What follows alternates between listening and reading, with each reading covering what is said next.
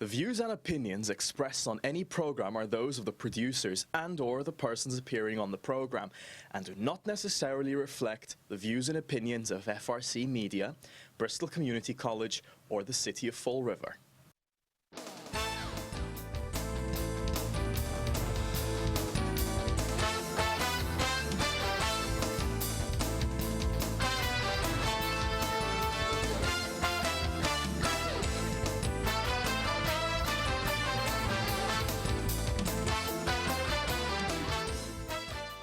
Well, welcome out there once again to my program. Always a pleasure to be here.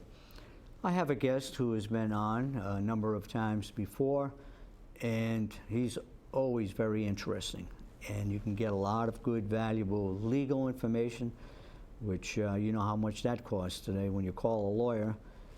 So, he's going to be talking about various aspects of home inspections in regards to well, when you buy a house, you're thinking about buying a house, you want to have the house looked at, you want to make sure the boiler is working properly, the windows are not rotting away, roof is not leaking, you don't have mold in the basement, a lot of things of great concern, and of course, if you don't catch them, could be of great expense.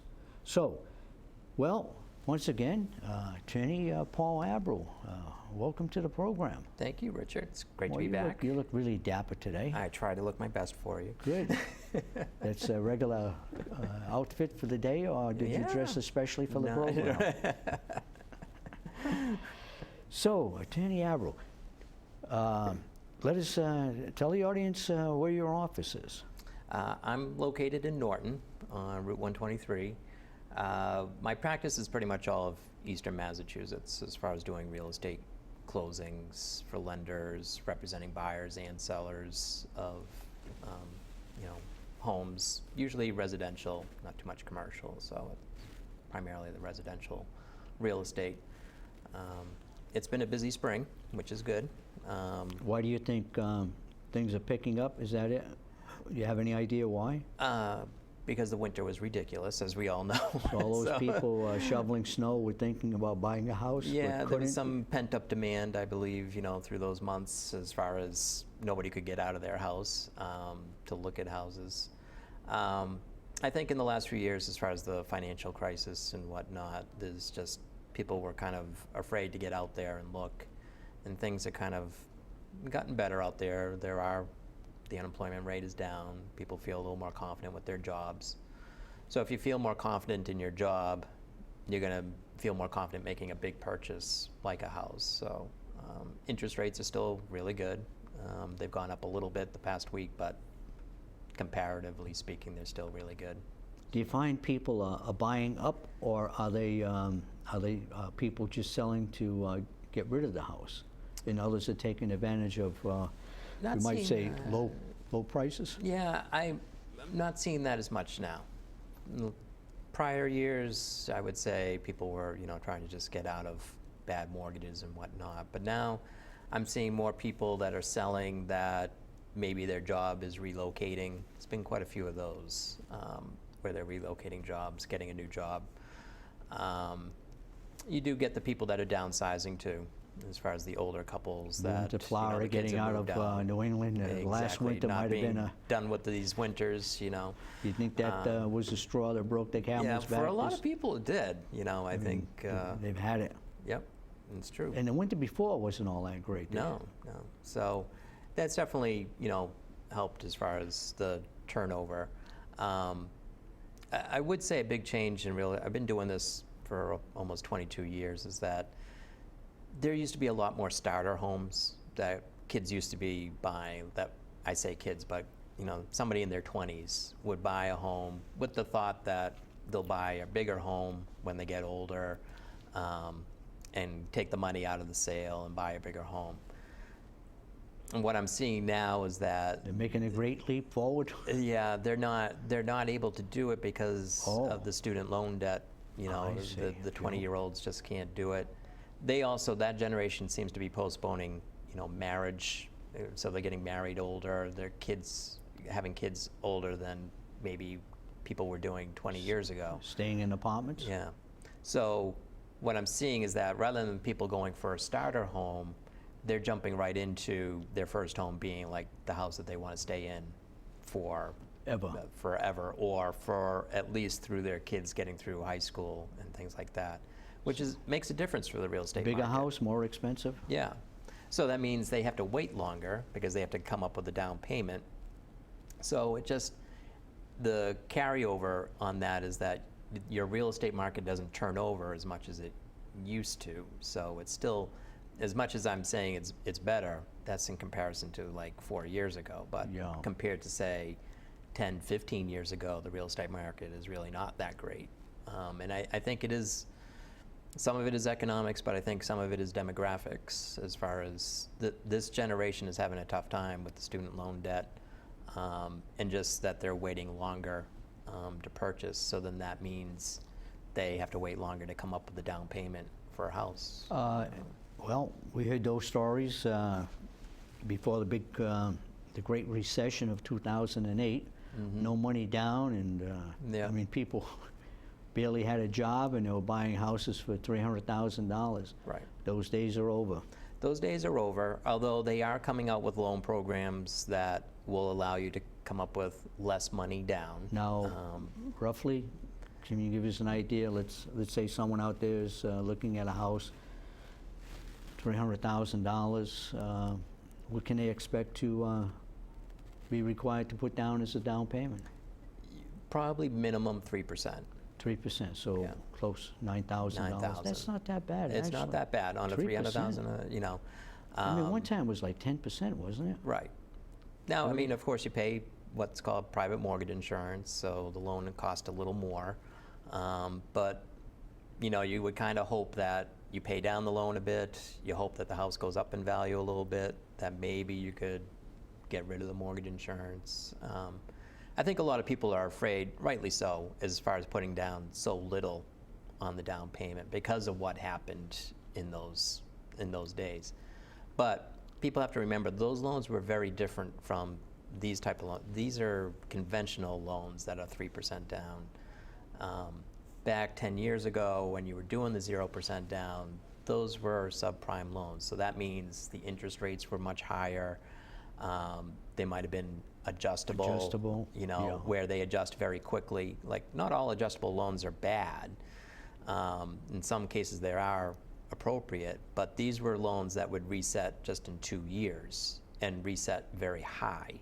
You know, like 5% more Yeah, on that- your that interest was, rate. You know, so when we talk about those type of loans, they're very different now as far as putting down the 3% down and whatnot. So that does help the younger buyers, the 3%, because those would be FHA loans, but even Fannie Mae and Freddie Mac, who are the ones that insure the loans, are allowing lenders to have less down payment. Is that to help the economy, to stimulate the Yeah, economy? to kind of possibly? generate it a little more, get a little more Because loan the volume, a little economy's more been very going. sluggish, building, house Right. construction sluggish. I think they're getting concerned too because they know interest rates are not going to stay low forever, obviously, and there's talk of the Federal Reserve raising interest rates. So they're looking at options as far as like, how do we keep the housing market going? And that's one way of making it easier. It's the biggest industry in the country. Yeah, so it has ripple effects all across, you know, from Home Depot to, you know, real estate agents to closing attorneys, title companies, mortgage people, companies, but, you know, people that you hire to fix up a house after you buy it, you know, it just, and then new construction, you know, and new construction is picking up a little bit. Now, Saturday I went to New Hampshire, to Claremont, New Hampshire, and they have a modular home factory there. Mm-hmm.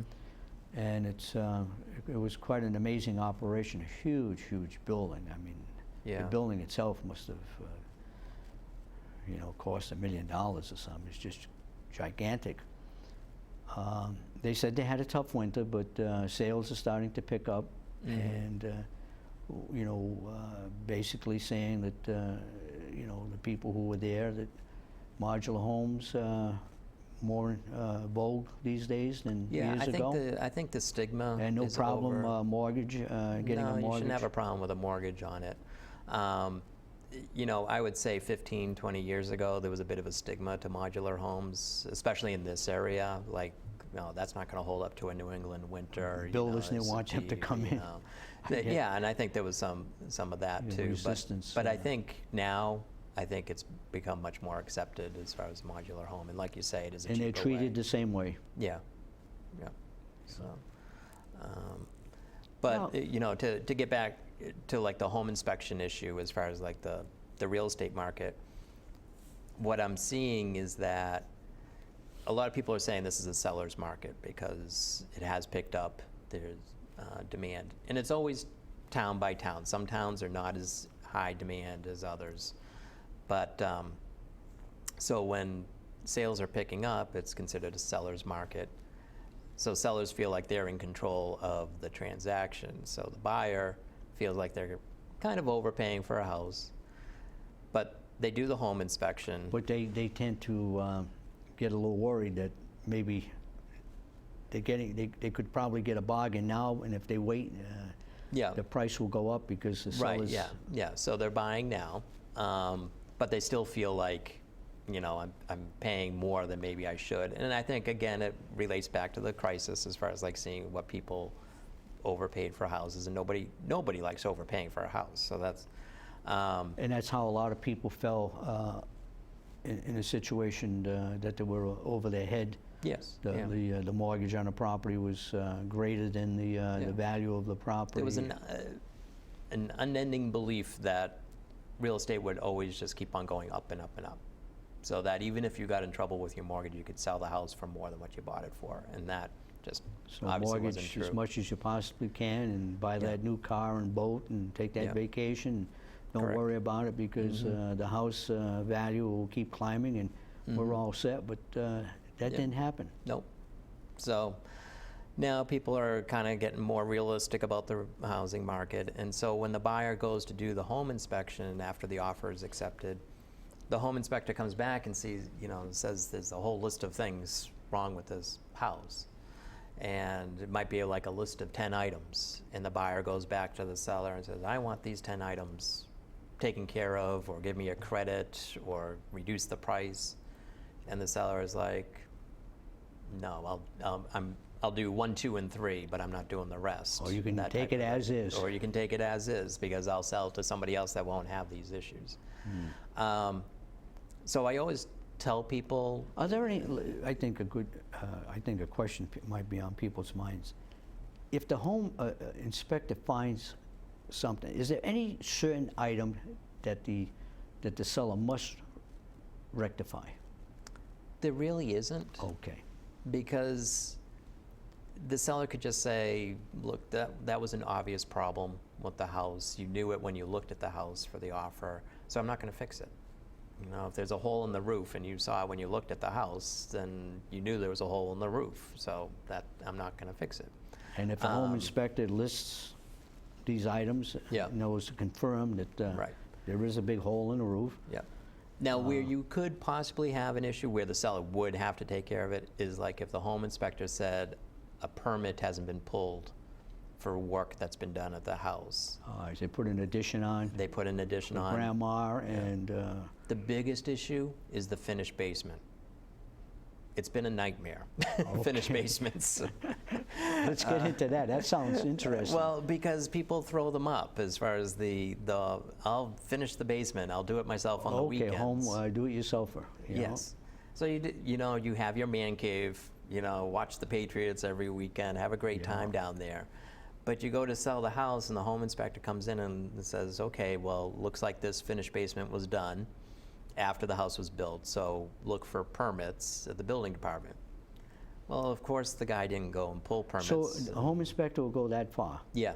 Well, what they do in their report, they don't go to the town hall usually. Okay. They note it in their report. They'll say, this looks like work that was done on the house, see if there's permits pulled. So then the buyer asks the seller or the agent, can you show me the Okay, permits so that pulled? report goes to the buyer? Yeah. And the buyer is on notice that, Yeah.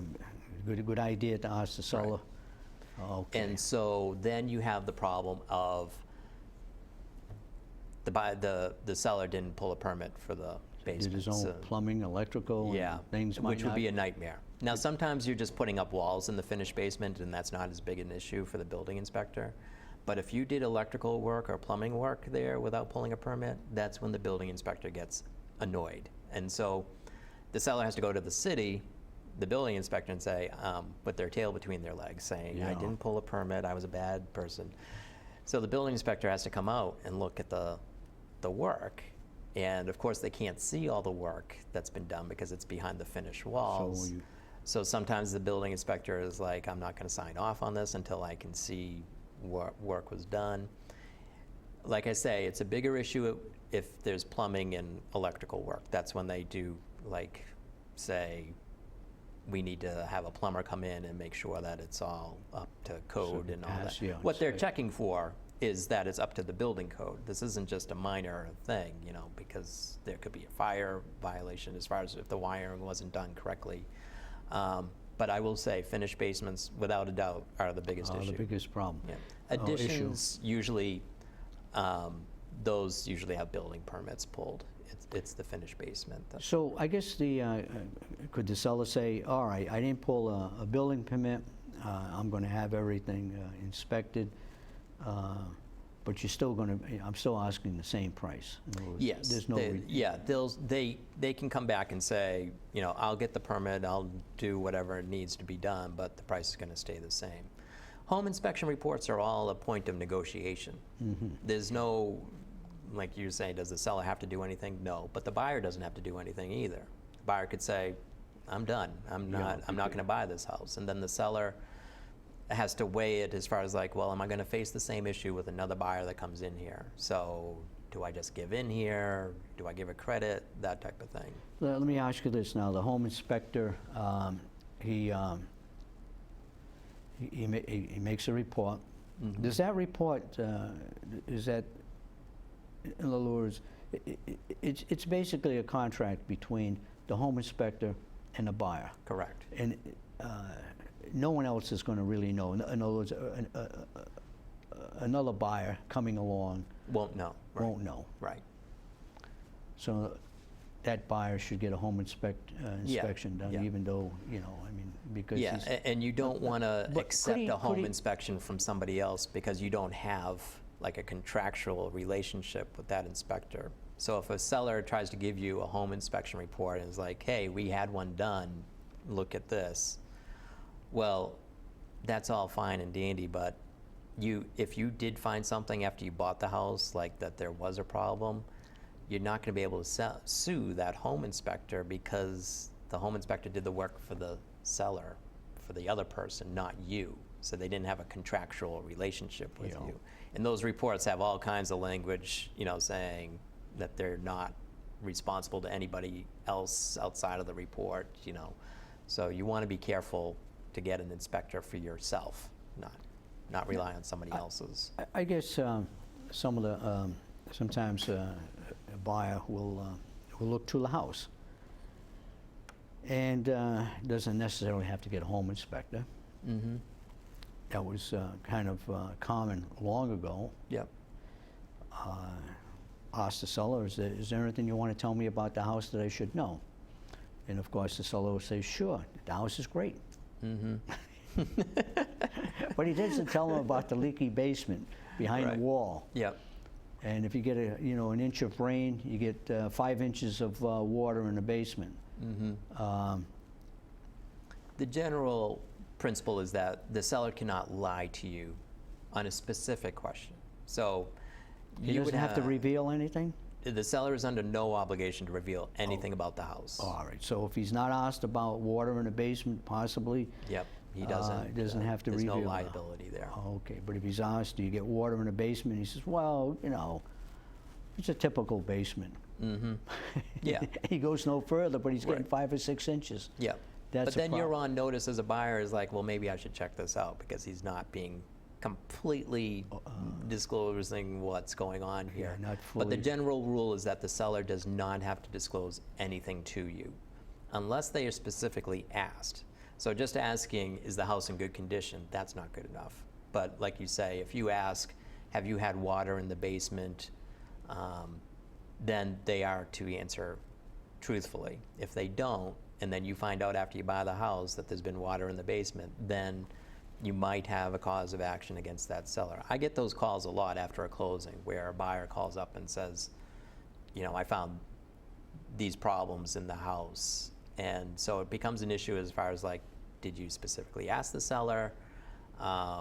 Did you have a home inspection done? And sometimes sales, in especially hot towns that the real estate market is really hot, the sellers are like, you can do a home inspection, but it's only for your information only.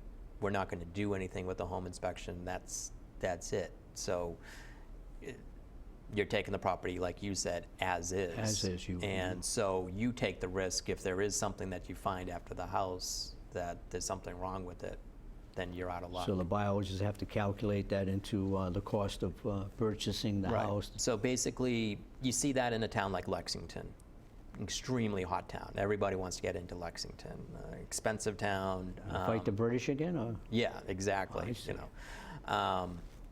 So in those properties, people are so desperate to get into the school system there that they will do anything to get into the house. So they waive contingencies for a home inspection, for even mortgages. They'll just say, we'll buy it without any kind of contingency for it. Almost But like that's unusual. That's on hot towns. You should try to do a home inspection if you can. I mean, most sellers won't resist. Is that correct? No, it's the normal procedure is to have a home inspection done. You should also know as a So the purchase and buyer. sales agreement will include language in regards to a purchase and sales agreement. Right. Well, you have the offer first step, and you'll put in the offer subject to a home inspection done within, say, 10 days. And then once the report is done, you negotiate with the seller, and then you put the language in the purchase and sale agreement as far as the seller will take care of A, B, and C. Sometimes we do it as a separate agreement from the purchase and sale. So to in make other things words, easier. X number of dollars, but subject to the seller having a new roof put on, or Right, something to that like effect. Yeah. Or seller agrees to give buyer a credit of $2,000 at closing, and that's just what they negotiated as far as like, and then the buyer will take care of whatever issue they found in the report. And it's important for buyers to know that inspectors are not always right. They're not experts on everything in a house. So they're not electricians, they're not plumbers, so you have to be careful as far as like being upset about the report, because sometimes they do make mistakes. So sometimes you have a report come in saying there might be an issue with the electrical work, and the seller gets an electrician in, and the electrician is like, that inspector doesn't know what they were talking about. Yeah. So just remember, inspectors are not always perfect. So if the inspector's down in the basement and he notices a little puff of smoke coming out of the boiler, and he puts that in his report, it would behoove the buyer to get someone who knows about boilers. To, Right, to really further know what's going on. investigate Yeah. what's going on with this boiler, Yeah. especially those old oil-fired boilers. Right, yeah, and that typically, there are a lot of issues with boilers, furnaces, and whatnot, and typically it's part of the contract that the seller will have the furnace serviced. So any antidotes in regards to something that came about in your practice where the buyer didn't quite look good enough into the house? As far as Anything you could recall? Well, sometimes people buy a house and 6 months later they got a swimming pool in the basement. yeah, or, well, that's what that 20-year-old guaranteed roof gets ripped off in the first light windstorm. Right, yeah. I had a situation where a seller called me up. I was representing him, and he said the person that bought the house from him, just 2 weeks later, there was a fire in the house. And he got a notice from the building inspector saying that there was an illegal in-law apartment in the house. So he was wondering what his liability was, and it was just that he had had his parents live with him. But he already for a had while. sold the house? But he had already sold the house, but he was kind of freaked out by getting this letter from the building inspector because there was the fire. Because when a fire happens, they have the building inspector go in and check to see if the house is still, you know, suitable, habitable. Yeah. And so they noticed this Structurally sound. violation, and the seller got the letter from the building inspector. But I don't think he got into too much trouble. He was going to notify me of, you know, if it got any worse. But he was going to explain to the building inspector that it was just, he had had his parents live with him for a while, and the house wasn't sold as being with an in-law apartment. It had just been used that way by his parents. So the home inspector generally doesn't go down to the town hall to review any of the permits taken out on the home. A lot of times they don't. Sometimes they do, just to see what the house is. You know, maybe that's part of the part of the process. Kind of depends on the inspector, I guess, that you get. and maybe part of the fee. In other words, Right, if you're going to yeah. pay $100, you might get a drive-by. If you Yeah. pay $1,000. The other thing to think about with inspections is radon test All right. is usually separate from the home inspection. And what is that? So that will be, most home inspecting companies will offer this service, but it's separate. And they test for radon gas in the basement and And how in does the that house. develop, that gas? Do you have an idea? It's a natural gas, comes from the ground up. And usually it's around where you have a lot of ledge, granite, Oh, yeah. coming from stone. So you find it more out in like the Metro West area more than this area, but you still Lead run paint, across- a popular item on the inspection list? I don't see that as often. All right. But they do look for it? They'll just note it as far as like that. This is possible lead paint. If they see the house is older than built before 1978, they'll just say that, and it'll be up to you as a buyer whether you want to test for that or not. If you have a child under 6, and it's a much bigger issue if you think you're going to rent the property out. Some people don't get quite as concerned if it's their primary house, then they'll take the risk And of no whether kids there's under lead paint. 6? Yeah. Yeah. So. Okay, Paul. We're just about at the end of the program. Goes by fast. It does. Yeah. You know, well, it's always a pleasure to have you here, Paul, and I'm sure people out there got a lot of good information. I sure did. We're going to have you come back again. Thank you. A short period of time because. I'll get a new suit. No, that's okay. A lot of people, you know, they see you and they're interested, and let them know where is your practice in Norton? Norton. And yes. how about you want to give it your address and telephone It's number? 61 East Main Street, 508-285-6777. I also have a website that they can go Okay. to. Attorney Google it. Paul Abreau. You want to get in touch with him? Very competent lawyer in regards to real estate. You have any questions? You can look him up on a website. Yep. Or if you've got his telephone number, give him a call. Okay, Paul, thank you right. for being on the program. Thank you. And thank you out there, everyone, for watching. I appreciate it.